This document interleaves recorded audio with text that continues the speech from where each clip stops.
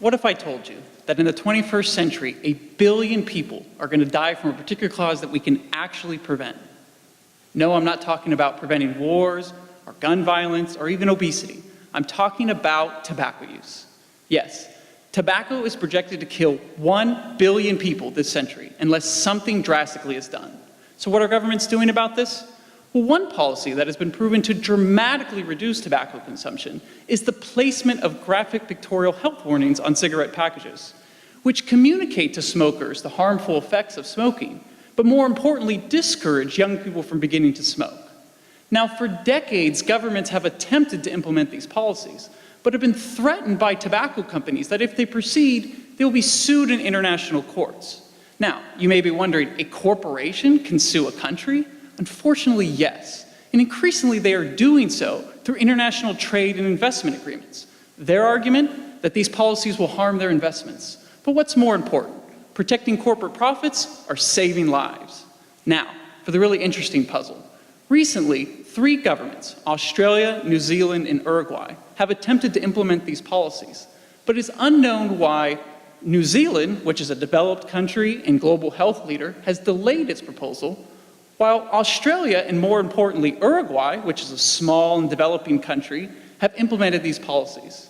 To answer this question, I recently traveled to all 3 countries to interview policymakers and health advocates. And what I found was amazing. The key factor in determining whether or not these policies were implemented or not was how governments responded and reacted to the trade threats by tobacco companies, which were influenced by the bureaucratic leadership in the health ministry and the strength of civil society. The most important discovery of my dissertation research is that the Uruguayan government was going to cave into the trade threats and weaken its policy.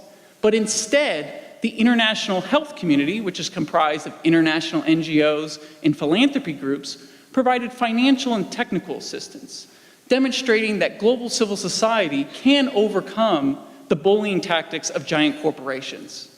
The results of this information will provide incredible information to reverse a 2-decade-long trend which saw tobacco companies intimidate governments to a new trend of exposing industry tactics and helping implement these policies. To quote former Uruguayan President Jose Mujica, "This is a fight for life, because out of all values, the most important one is life itself." If you agree, now is the time to act. So please join me, and we can turn these policies into these realities. And more importantly, we can actually save lives. Thank you for listening.